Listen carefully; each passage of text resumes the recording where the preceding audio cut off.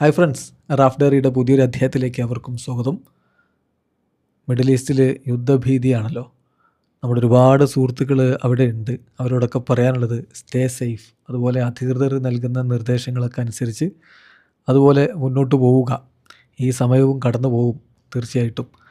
അപ്പോൾ ഇന്നലെ അവിടെ നിന്നൊരു സുഹൃത്ത്, GCC കൺട്രികളിലൊന്നിലുള്ള എൻ്റെ ഒരു സുഹൃത്ത് ഒരു ചിത്രമെടുത്ത് എനിക്ക് അയച്ചു തന്നു. ഇവിടെ ചെറിയ ആശങ്കയൊക്കെ ഉണ്ട്, എന്നാലും ഇപ്പോൾ ചെയ്യുന്നത് നിങ്ങളുടെ വീഡിയോകളും നമ്മുടെ കളികളൊക്കെ ആയിട്ട് സമയം തള്ളി നീക്കുകയാണ്.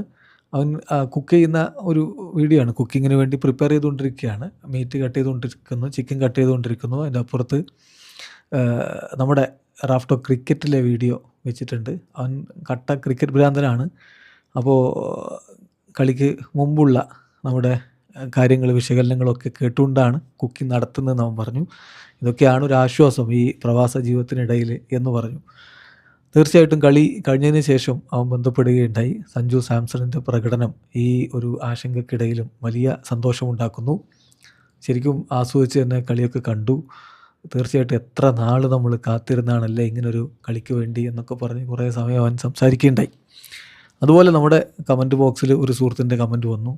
അന്നം തരുന്ന നാട്ടിൽ യുദ്ധഭീതിയിലും അതോടൊപ്പം പ്രാർത്ഥനയിൽ നിൽക്കുന്ന സമയത്ത് ജന്മനാട്ടിൽ നിന്ന് മനസ്സിന് കുളിർമയേകിയ സഞ്ജുവിൻ്റെ പൊടിവാറും batting. Thank you Sanju bhai.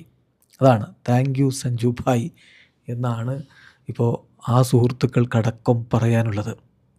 തീർച്ചയായിട്ടും മലയാളിയുടെ ടെൻഷനുകളുടെ കൂട്ടത്തിലൊരു ടെൻഷനാണ് സഞ്ജുവിൻ്റെ ബാറ്റിംഗ് എന്ന് ചിലരെങ്കിലും തമാശയായിട്ട് പറയാറുണ്ട്. കുറേ ടെൻഷനുകൾ സഞ്ജു ബാറ്റ് ചെയ്യുന്നത് കാണാൻ വേണ്ടി വലിയ ആവേശത്തിൽ, ആകാംക്ഷയിൽ നമ്മൾ കണ്ടിരിക്കും, TV-യുടെ മുന്നിൽ വന്നിരിക്കും. പക്ഷേ സഞ്ജു ഓരോ ബോൾ ഫേസ് ചെയ്യുമ്പോഴും കണ്ണങ്ങ് ചിമ്പും. പിന്നെ എന്തായി എന്നാണ് നോക്കുന്നതെന്ന് പലരും പറയാറുണ്ട്. അതായത് സഞ്ജു അവിടെ നിൽക്കണേ, സഞ്ജുവിൽ നിന്ന് നല്ല റൺസ് വരണേ, സഞ്ജുവിൻ്റെ സ്കോർ നല്ലതായിട്ട് വരണേ എന്നൊക്കെയുള്ള പ്രാർത്ഥനയും പ്രതീക്ഷയും പ്രത്യാശയും ഒക്കെയാണ് അവർക്ക്. കാരണം നമുക്ക് ഈ ഇന്ത്യൻ ക്രിക്കറ്റിൻ്റെ ഭൂമികയിൽ ഈ ഒരുവനല്ലേ ഉള്ളൂ, ഇവനല്ലേ ഉള്ളൂ നമുക്ക് പ്രതീക്ഷ നൽകാനും നമുക്ക് ആവേശം കൊള്ളാനും ഒക്കെ. അപ്പോൾ ഇന്നലത്തെ സഞ്ജുവിൻ്റെ ആ പ്രകടനം കഴിഞ്ഞിട്ട് വല്ലാത്തൊരു ഇന്നിങ്സ് ആയിരുന്നു അത്.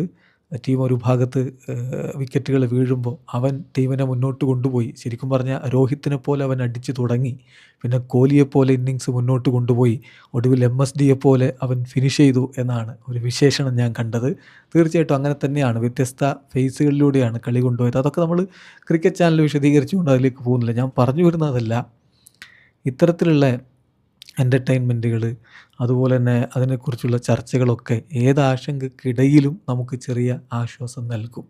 അപ്പോൾ വലിയ ഒരു സന്തോഷം തോന്നി. കാരണം ഇങ്ങനെ സങ്കടത്തിൻ്റെയും ആശങ്കയുടെയും ഒക്കെ നിമിഷത്തിൽ നമ്മുടെ വീഡിയോകളും അതുപോലെ ഇങ്ങനെയുള്ള പ്രകടനങ്ങളിലെ ചർച്ചകളൊക്കെ പല സുഹൃത്തുക്കൾക്കും ചെറിയ രൂപത്തിലെങ്കിലും ആശ്വാസമാകുന്നുണ്ട് എന്നുള്ളതിൽ. പിന്നെ യുദ്ധമെന്ന് പറയുന്നത് ഒരിക്കലും ആരും ജയിക്കാത്ത ഒരു കാട്ടുനീതിയുടെ പ്രകടനമാണ്. ആരെങ്കിലും യുദ്ധം ജയിച്ചിട്ട് ഒരുപാട് കാര്യങ്ങൾ നേടിയെന്ന് പറയാൻ പറ്റുമോ? സാധാരണ ജനങ്ങൾക്ക് എപ്പോഴും അതുകൊണ്ട് നഷ്ടം മാത്രമാണ്. ലോകം പിടിച്ചടക്കാൻ ചില നെറികെട്ട നേതാക്കന്മാരങ്ങ് ഒരുങ്ങിയിറങ്ങുമ്പോൾ ഇത്തരത്തിലുള്ള ബുദ്ധിമുട്ടുകൾ ഉണ്ടാകുന്നു.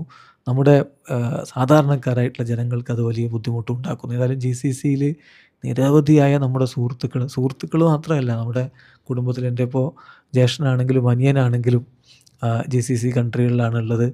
അതുപോലെ തന്നെ പലരും കസിൻ ബ്രദേഴ്സും ആയിട്ടുള്ളവർ, കസിൻ സിസ്റ്റർമാർ, അങ്ങനെ ഒരുപാട് പേര് അയൽവക്കക്കാരും ഒക്കെ GCC കൺട്രികളിലാണ്. അപ്പോൾ അവർക്ക് വേണ്ടിയൊക്കെ നമ്മുടെ സുഹൃത്തുക്കൾക്ക് വേണ്ടിയൊക്കെ നമുക്ക് പ്രാർത്ഥിക്കാം. അതല്ലാതെ കോമൺ മാനായിട്ടുള്ള നമുക്കൊന്നും ചെയ്യാനില്ല. നമ്മളിതിൽ ഒന്നുമല്ല, നമുക്കൊന്നും ചെയ്യാനില്ല, നമുക്കൊന്നും ചെയ്യാനുമാവില്ല. ഞാൻ റാഫ് ടോക്ക് ഫുട്ബോൾ പോഡ്കാസ്റ്റിൽ പറഞ്ഞ പോലെ ഇതിപ്പോൾ കയ്യൂക്കുള്ളവൻ കാര്യക്കാരൻ എന്ന രൂപത്തിലുള്ള പഴയ കാലത്തെ ഒരു ലോകക്രമം ഉണ്ടല്ലോ, ഏതാണ്ട് അതേ രൂപത്തിലേക്ക് തന്നെ കാര്യങ്ങൾ മാറിക്കൊണ്ടിരിക്കുന്ന ഒരു വല്ലാത്ത ഒരു അവസ്ഥയിലൂടെയാണ് നമ്മൾ കടന്നു പോകുന്നത്. ആകെ ചെയ്യാനുള്ളത് നമ്മൾ സേഫായിട്ടിരിക്കുക, അധികൃതർ നൽകുന്ന ഈ നിർദ്ദേശങ്ങൾ എന്താണോ അത് കൃത്യമായിട്ട് പാലിക്കുക. ഒരിക്കൽ കൂടി എല്ലാവരോടും സ്റ്റേ സേഫ് എന്ന് അഭ്യർത്ഥിച്ചുകൊണ്ട് വീഡിയോ അവസാനിപ്പിക്കുകയാണ്. കൂടുതൽ വിശേഷങ്ങളും ചർച്ചകളും ഒക്കെ ആയിട്ട് നമുക്ക് വീണ്ടും കാണാം.